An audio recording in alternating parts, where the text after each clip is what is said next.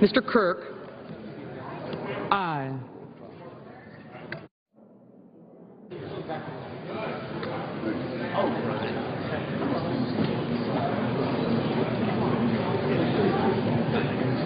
Mr. Risch. Mr. Risch. Aye. Mrs. Feinstein. Mrs. Feinstein. Aye. Mr. Manchin. Mr. Manchin. Aye. Mrs. Shaheen. Mrs. Shaheen. Aye. Mr. Hoeven. Mr. Hoeven. Aye. Ms. Klobuchar. Ms. Klobuchar. Aye.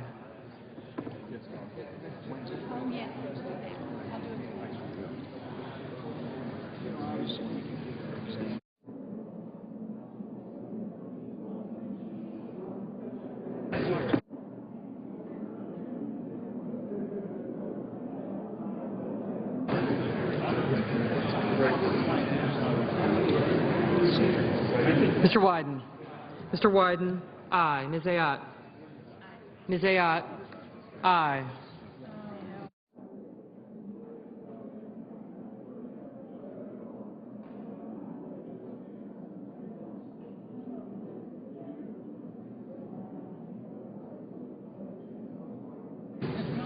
Mr. Coburn. Mr. Coburn. No.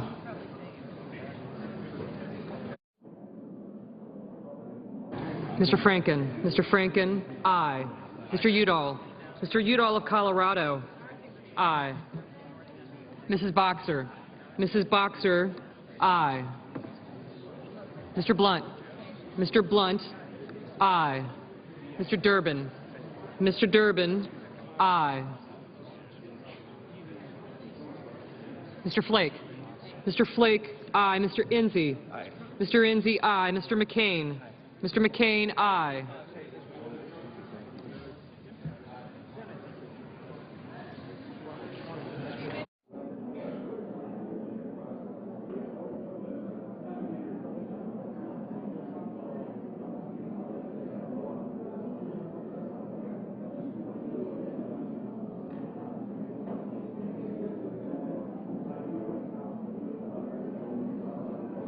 Mr. Scott.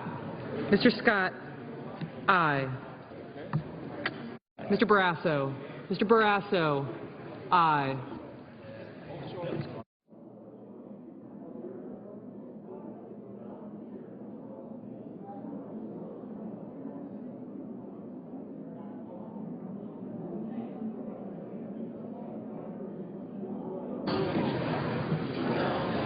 Mr. Begich. Mr. Begich. Aye. But I have all I'm seeing is Mrs. Hagan. Mrs. Hagan. Aye.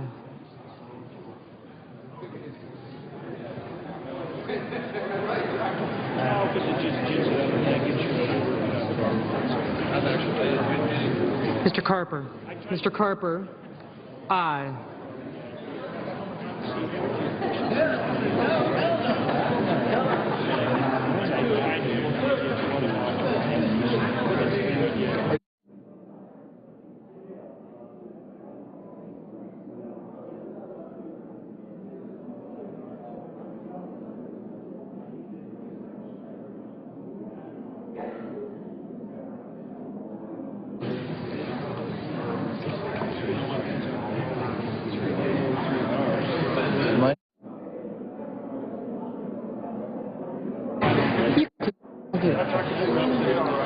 Mr. Rockefeller, aye. Mr. Menendez, aye.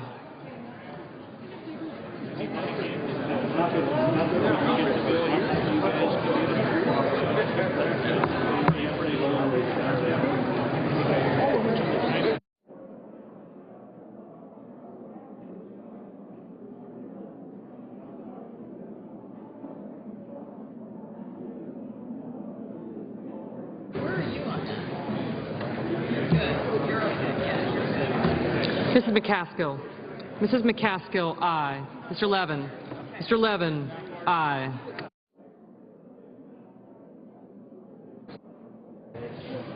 Only one vote, right? That's it. Have a great day. You too. Mr. Baucus. Mr. Baucus, aye.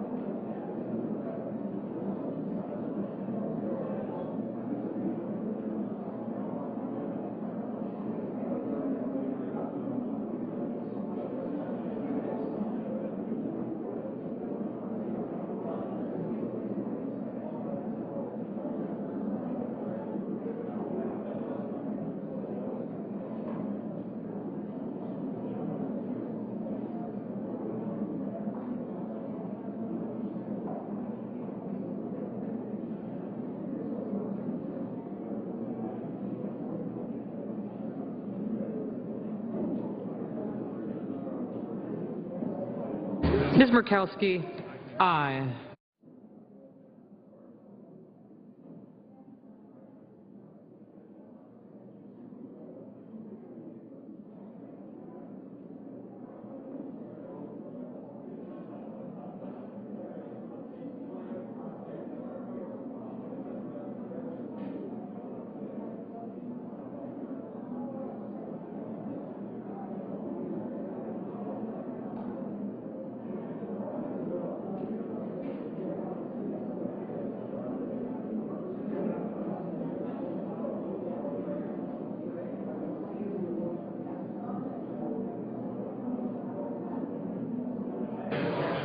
Are there any senators in the chamber wishing to vote or change their votes?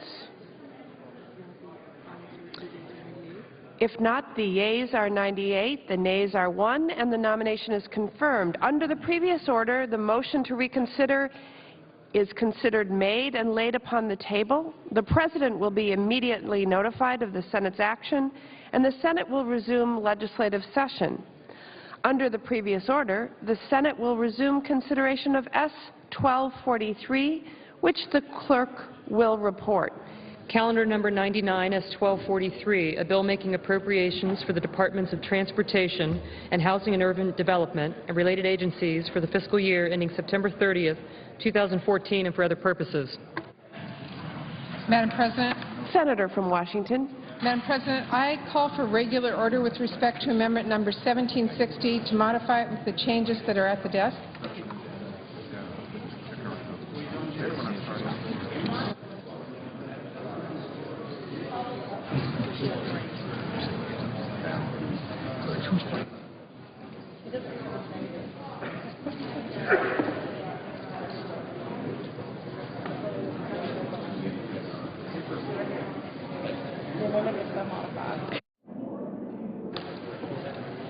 The amendment is so modified. Thank you, Madam President, and I understand my colleague is here to offer an amendment, and I will yield to him at this time. Madam President. The senator from Connecticut. Madam President, I ask consent to call up amendment number 1783. Is there objection?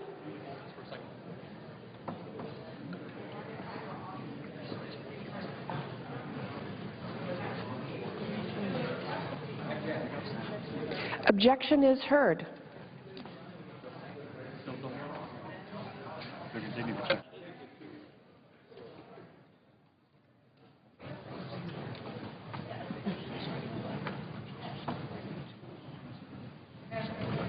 The senator from Washington. It was my understanding that the senator from Connecticut was going to call up an amendment. There was an objection.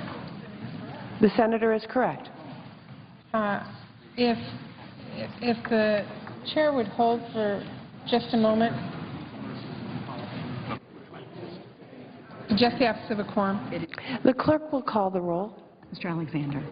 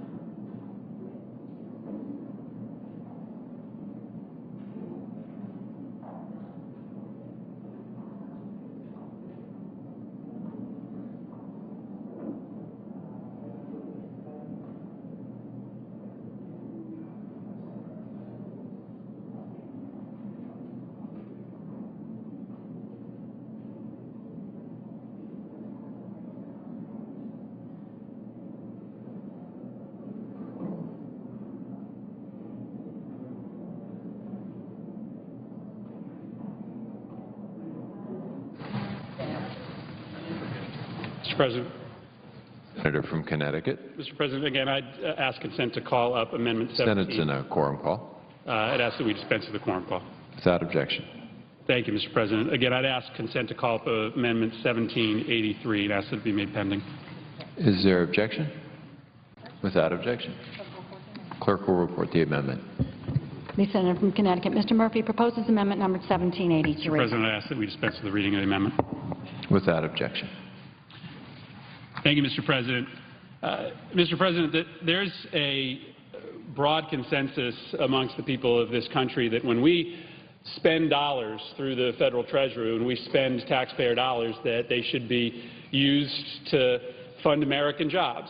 In fact, that's been a law on the books since the early part of this century. The Buy America Act for a long time has required that when we buy things, whether it be through the military or through the Department of Transportation, that we buy things from American contractors.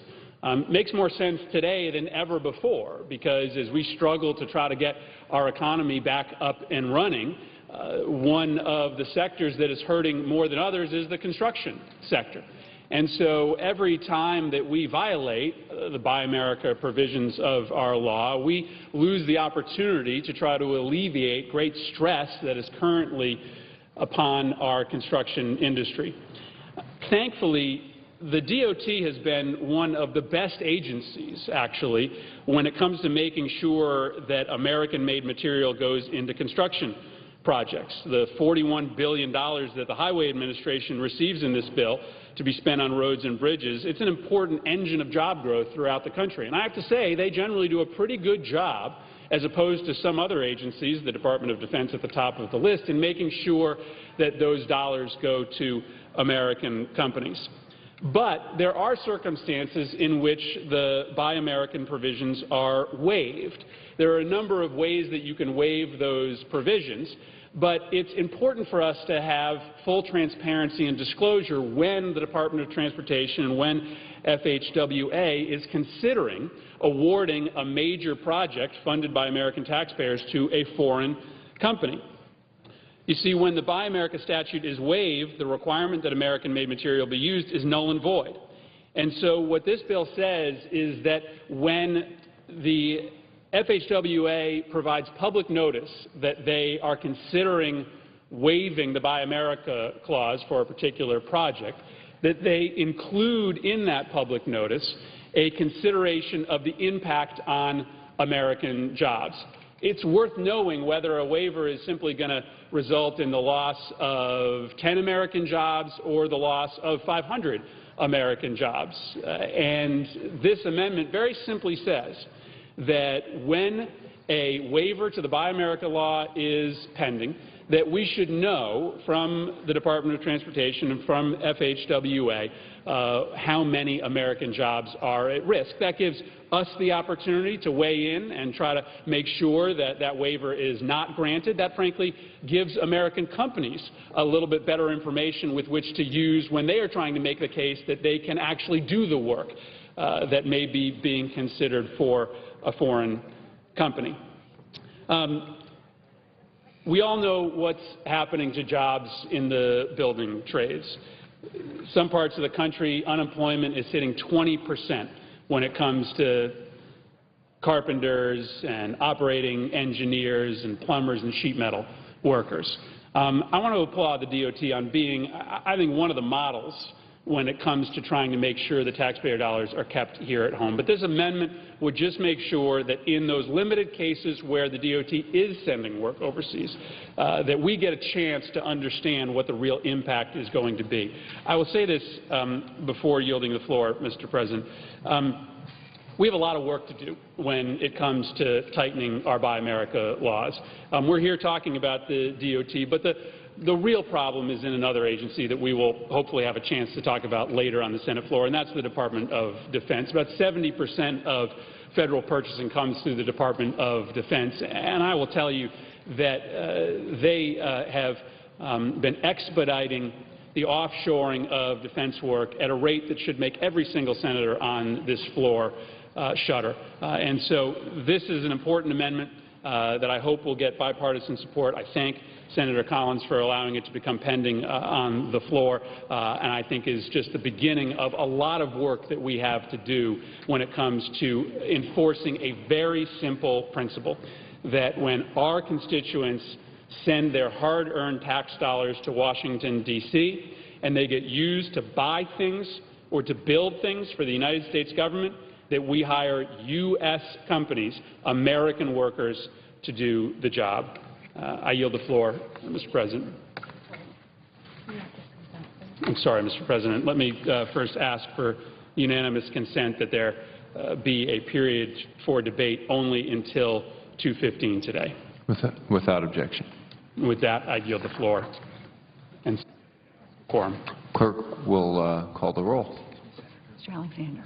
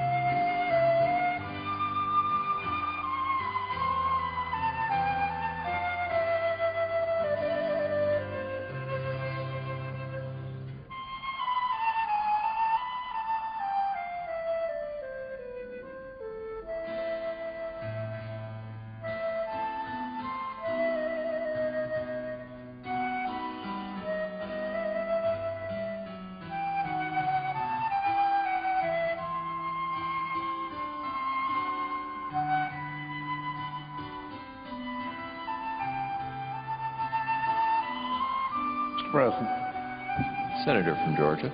I'd ask that the quorum call be dispensed with and I be allowed to speak as if in morning business. Without objection. Mr. President, I come to the floor today to voice my concerns with the Transportation, Housing, and Urban Development Appropriations Bill. I do not take issue with the bill's specific spending provisions and believe that my home state of Georgia needs a strong bill that recognizes the importance of ongoing infrastructure, housing, and development projects. As some of my colleagues have already noted, this bill includes many taxpayer protection provisions, specifically that extravagant conferences will be curtailed, an issue that many of our constituents as well as members of Congress were shocked to learn about. Rather, my concern is with the overall spending level and the decision of the majority to write this and other appropriation bills to levels that exceed the Budget Control Act. In 2011, Congress passed the Budget Control Act, which placed caps on what the federal government could spend. I voted against that bill in August of 2011 in large part because over the years that I have served in both the House and the Senate, there have been too many times when I have seen both bodies come together to bust spending caps. And for us to have no checks and balances on the ability of either the House or the Senate to bust the spending caps that were set in 2011, I thought was just wrong because they were going to get busted. Well, guess what? Here we are, and this is not the first time since 2011 we've had a vote in the Senate that will ultimately bust those spending caps. The HUD appropriations bill that the Senate is now debating completely disregards the 2011 Budget Control Act. HUD is the first of 12 appropriation bills that the Senate will consider on the floor. So my question to my colleagues is, what kind of precedent are we setting for the remaining spending bills? While all Americans deserve for Congress to pass appropriation bills, we simply cannot afford to pass bills that spend more than our government can fund. This Senate bill alone costs $5 billion more than is allowed under the Budget Control Act. How can we demand a cure to our fiscal woes if we cannot take our own medicine of fiscal restraint? We should focus our efforts on legislation that can pass both chambers of Congress and be signed into law by the President, not create another political nightmare that negatively affects the country as well as our constituencies. Right now, the Senate can correct this mistake and allocate spending in a manner that is consistent with the law that we passed. Shortly, my colleague from Pennsylvania, Senator Pat Toomey, will come to the floor and offer a motion that would require the Appropriations Committee to change the spending levels of this bill to comply with the Budget Control Act, or in other words, to comply with current law. I urge my colleagues to follow Senator Toomey's lead and vote to recommit. We should work towards a bill that adheres to the budget guidelines set by the Budget Control Act and provides the needed appropriation for the Department of Transportation, Housing, and Urban Development, as well as the independent agencies. While I would like to see the Senate pass the Transportation, Housing, and Urban Development Appropriations Bill, the bill before us now does more harm than it does good. Mr. President, I yield the floor, and I would suggest the absence of a quorum. Clerk will call the roll. Mr. Alexander.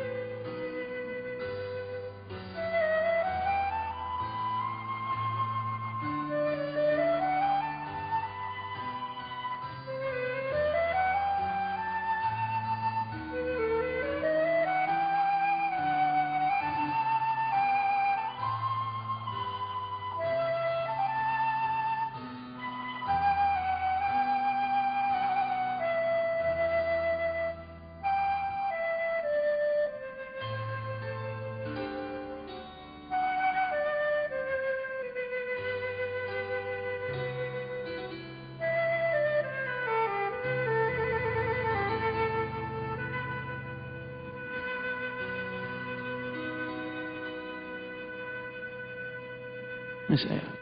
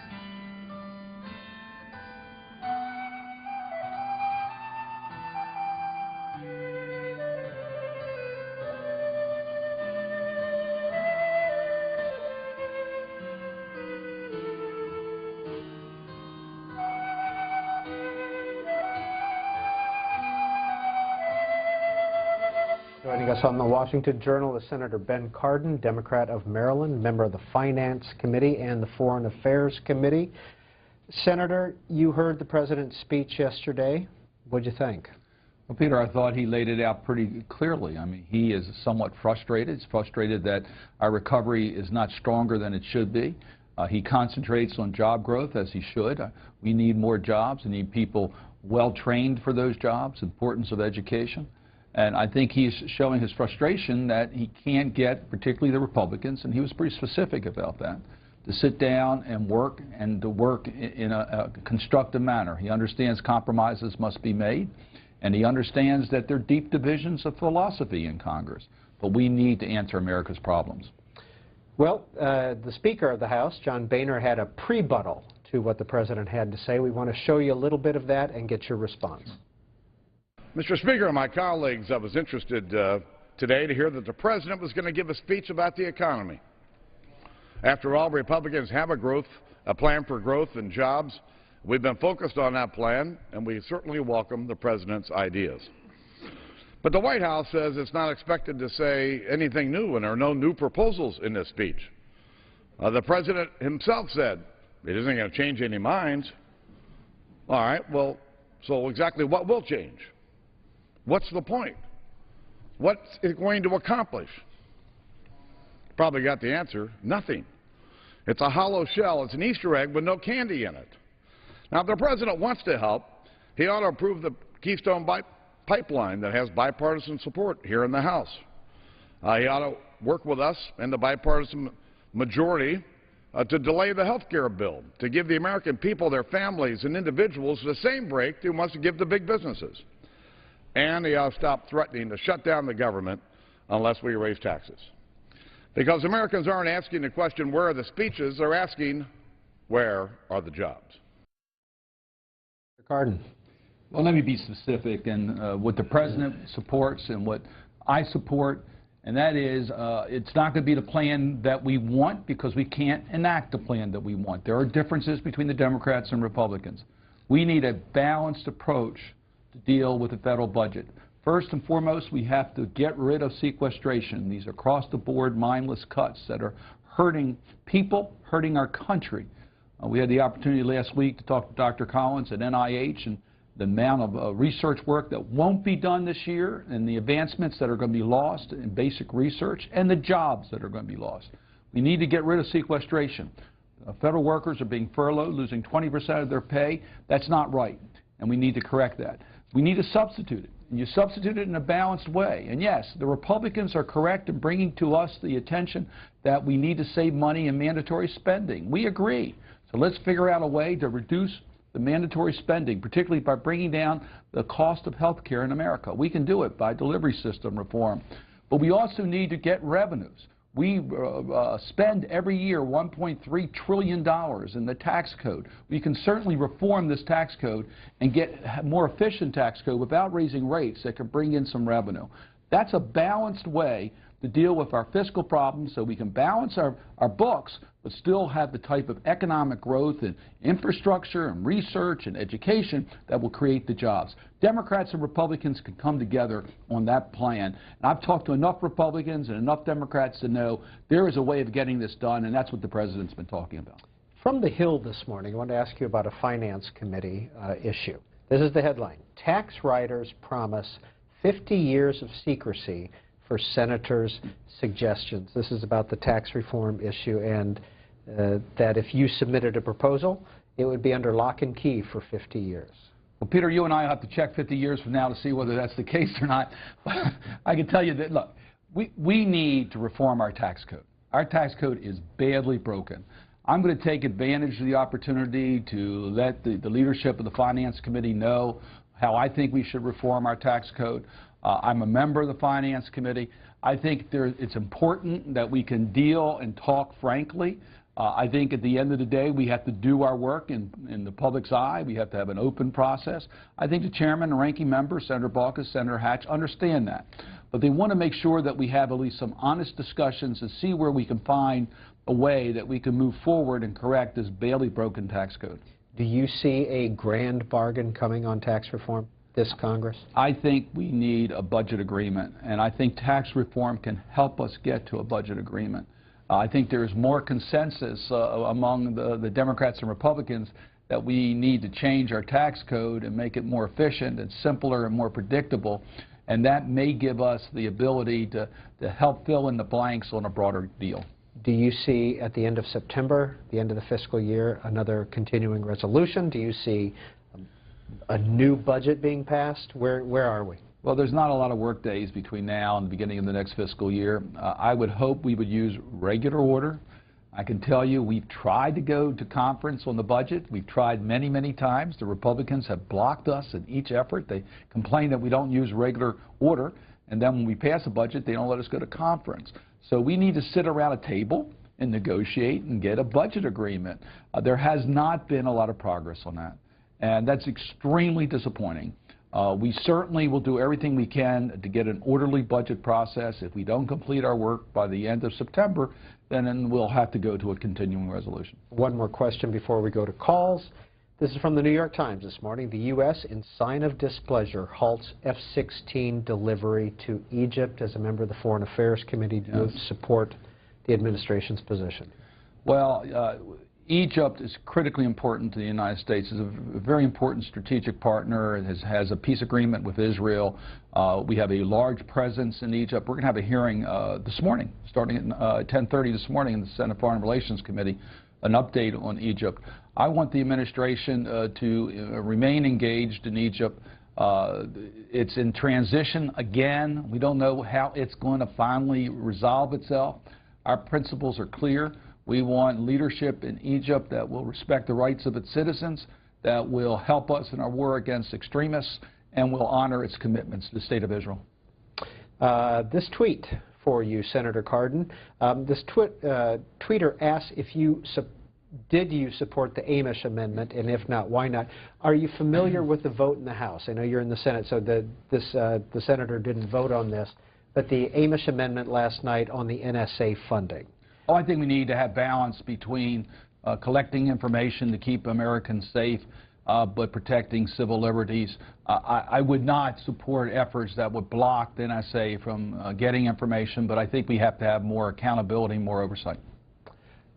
Linda, Fresno, California, Democrat. Good morning, Linda. You're on with Senator Ben Cardin. Morning. Good morning. Nice to talk to you. I have a question. I'm really concerned about the negativity in the Congress, and where are we going? I think America is, I think we're the best country in the whole world, and I think the rest of the world is just as good. I think we just need to move forward. I'm tired of the negativity. I'm tired of the Republicans blocking everything this president is trying to do on behalf of the American people. And it's very disconcerting, and I've been making notes as I was listening to you talk about the NSA, and I have no secrets. They can tape all they want. I just think that, and nonprofits, I get calls from people who are hired, and it could go on and on. But I really am disturbed by Boehner's comment about repealing. His only function is to repeal laws and not to make laws. All right, Linda, we've got a lot on the table. Let's get an answer from the senator. Well, first, thank you for your question.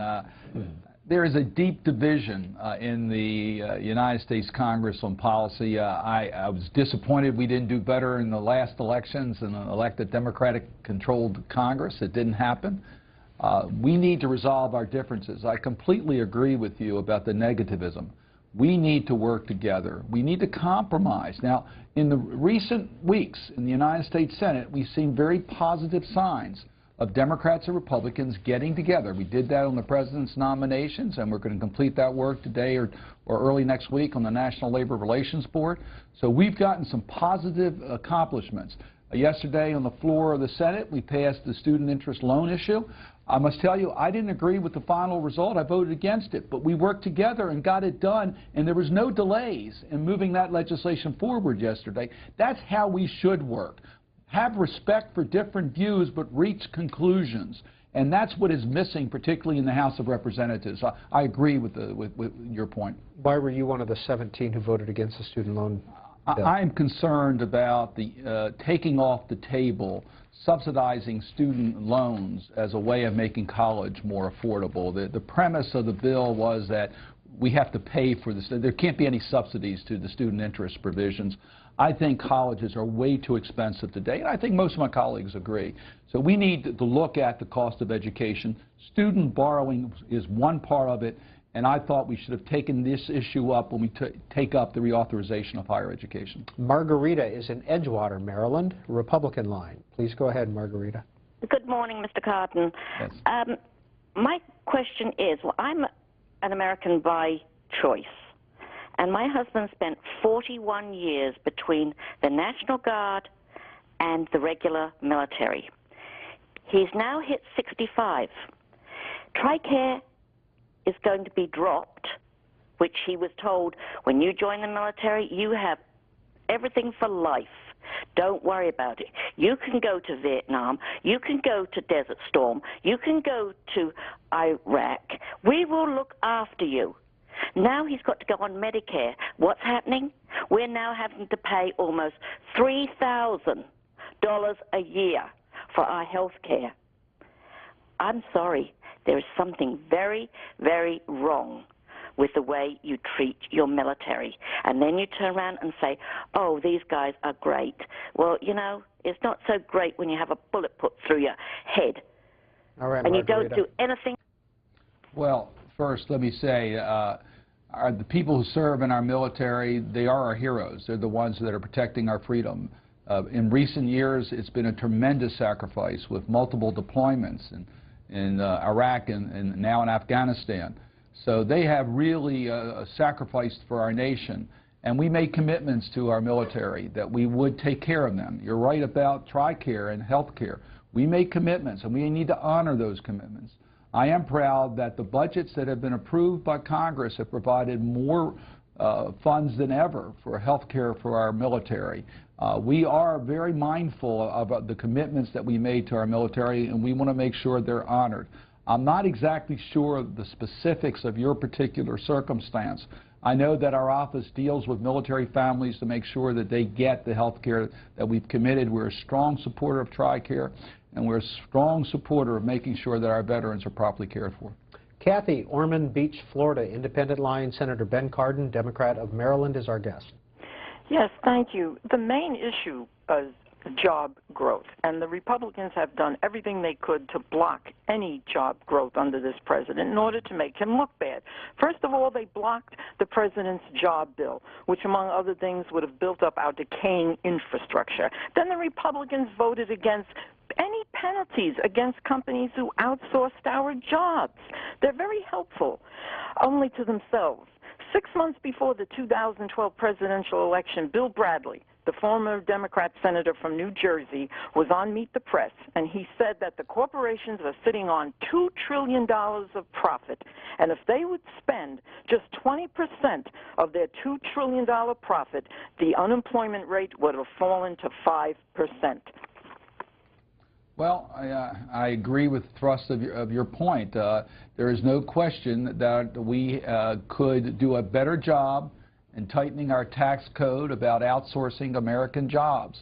We've had opportunities in this Congress to pass legislation that would reward companies for keeping their jobs here and penalize those companies that take our American jobs and outsource them overseas. And we have not had the cooperation of the Republicans in order to get that done, and that's unfortunate. The number one priority is creating jobs, and we have not been able to get the focus of the Republicans to help us come together on a job agenda. Instead, they look at just cutting spending across the board. These sequestration cuts are hurting jobs. At NIH, I mentioned it earlier, but at NIH, the basic research is not being done. That hurts private sector job growth. So we're losing jobs as a result of sequestration. We could talk about the federal workers taking a 20% cut in their pay because of sequestration and what impact that has on our local communities. And quite frankly, there should be a sense of urgency to work together to help improve our economy. But instead, we find that we still are in this gridlock situation where one party basically won't come to the table in order to negotiate. And Frank is in Toccoa, Georgia, on our Democrats line. Good morning, Frank. Yes, I'm calling concerning problems that we probably have within the administration of the Social Security.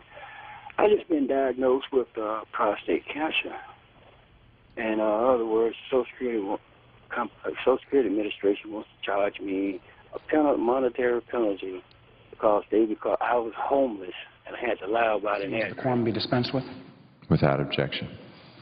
Mr. President, I rise today to talk about the very real effects that sequestration is having on, I'm going to speak about the people of Virginia, but I'm sure it is, as the presiding officer, equally true about folks in New Mexico and, for that matter, all across the country. I'd like to remind folks that sequestration was set up so that we'd be so stupid so draconian, so outside the realm of possibility that no rational people would ever let it happen.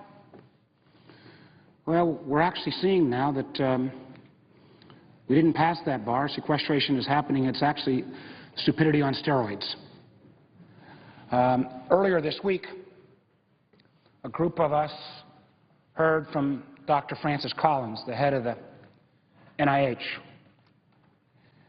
The NIH, as we all know, is America's premier health research institution.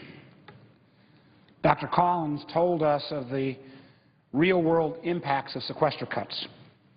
He gave heartbreaking examples of life-saving medical research that's being disrupted, perhaps irrevocably, due to budget cuts and employee furloughs. 2 days ago, I had the opportunity to chair a Budget Committee hearing about the impact of sequestration on our nation's security. We heard policymakers talk about what sequestration was doing to military readiness. What drove home the point to me was a Virginia business owner, Mark Cleet, who had actually been named as the Small Business Man of the Year back in 2011, who said that this start-and-stop environment where you didn't have any predictability of whether your funding was coming through was completely wrecking his business model, and it already had caused him to bench over a third of his 60 employees. Now, Mr. President, in the last 2 weeks alone, since sequestration has started, I've received over 500 letters, emails, phone calls from Virginians who are bearing the very real brunt of our failure to do our job. Real consequences on real people with potentially devastating impacts on a dedicated, experienced federal workforce. This is no way to run a business. It is no way to run an enterprise as large as the federal government. One from Virginia Beach, and Hampton Roads and Virginia Beach is our most concentrated area with naval installations and Air Force and Army installations. This woman from Virginia Beach, whose husband is a retired Navy officer, is now furloughed once a week for the next 11 weeks. She writes that her husband came home with a letter about the furlough, that he felt his moral character and the oath he'd taken to protect his nation would not allow him to write, so she said she was going to write. And I quote, she says, "It pains me to see what he has worked so hard to defend. You're working so hard to tear down. The country is deserving of good leadership, and right now Congress is not providing it." Another Navy employee from Fredericksburg area writes, 3 years of pay freezes followed by a furlough seriously makes me question if this is where I want to spend the rest of my career. Think about the hours and dollars that we as a public have invested in getting these individuals trained to provide these services, now saying they're not sure this is where they want to work. A woman down in the Portsmouth Naval Hospital writes, "Both my husband and I are DOD employees and will be taking a 20% pay cut for 11 weeks. She points out that they may be able to get by, but a lot of her coworkers just don't know how they're going to make ends meet. A federal employee from Woodbridge, Virginia, down the road in Prince William County, says, quote, "I want all my elected officials to know how disappointed I am that they have abandoned and let down by our representatives in Congress." Continues by saying, "I have 3 children in college and I am paying for college loans of 2 children who have graduated. 11 furlough days don't sound like much, but over the year, the loss of nearly $4,000 in income is crucial. If I ran my own budget like this, I'd have to fire myself." This employee, I don't think, is going to get a sequestration discount on repaying those student loans. A West Point graduate and Iraq War veteran says, quote, "The failure of Congress in having a tangible and real negative impact on people's lives and livelihood. I do not see leadership, I do not see accountability, and I do not see selfless service that rises above partisan politics." And finally, a former Army officer who lives in Springfield, Virginia, says, quote, "The morale in our agency is so poor that most workers who used to work 10 or 11 hours a day are now planning to work their exact 8 hours only." So that 20% cut, 1 day a week, is actually cutting productivity in a much greater percentage. You know, Mr. President, I could stand here the rest of the afternoon and go through letter after letter that had the same theme. What strikes me about these letters, and I'm sure, again, the presiding officer's hearing from New Mexicans and we're hearing from Virginians, is that none of these letters are talking about the red team or the blue team. None of these letters are saying this is all the Democrats' fault or the Republicans' fault. None of these letters are saying this is a House problem or the Senate's got the solution. They're saying, regardless of party, regardless of whether you're in the House or the Senate, your job is to get this fixed. It is appropriately targeted at the entire Congress. And while our dismal performance recently may be great fodder for late-night comedians, I think having a 90% plus disapproval rating candidly undermines Americans' basic faith in our democratic institutions. So let me try to respond to these Virginians. Here's what I have done and will continue to do. I'll keep fighting for the significant federal workforce that lives in the Commonwealth of Virginia. In the 4.5 years I have been in the Senate, I come down on a regular basis to celebrate the great work of individual federal employees. I'll continue to come down to the floor and appeal to my colleagues and provide real examples of the real impacts that this funny name sequestration is actually having on people's livelihoods. On a personal basis, I'm giving up 20% of my salary through the end of this budget year. I'm donating it to the Federal Employee Education and Assistance Fund, which provides emergency loans as well as child care assistance, scholarship, and other financial help for the families of federal and postal workers. I will continue to work with any colleague, Democrat, Republican, Independent, Libertarian, Vegetarian, it doesn't matter, who's willing to try to get the yes to replace sequestration in a more rational way and get our debt and deficit under control. I'm proud of the fact that the 3.5 years that I've been, now I guess 4.5 years I've been here, there's no issue I've tried to work harder on. I was proud of the fact that I was one of the founders of the so-called Gang of Six that built upon the very good work of the Simpson-Bowles plan. And let me remind my colleagues, anyone who thinks there is a solution to this problem that is not going to involve raising additional revenues and starting to reform our entitlement programs either can't read a balance sheet or hasn't grasped the magnitude of this issue. So I will continue to advocate for a balanced bipartisan blueprint that will work on these issues. Raise the revenues, not to grow the size of government, but to pay our bills. Make sure that the promise of Medicare and Medicaid and Social Security are here not just for today's generation, but for future generations in a way that's responsible. We're soon coming up, and I know many of my colleagues and the American public probably got to budget fatigue after the ends of the fiscal cliffs and super committees and debt ceilings. Thought, well, maybe we're past a little bit of that. Well, the economy is recovering and the size of the deficit is decreasing. But our challenge is still in front of us. We are soon set to come to the end of this fiscal year, which will present these issues again at the end of September. The debt ceiling will be not far after that. I've heard that there's only slightly more than 20 legislative days left before the new fiscal year starts.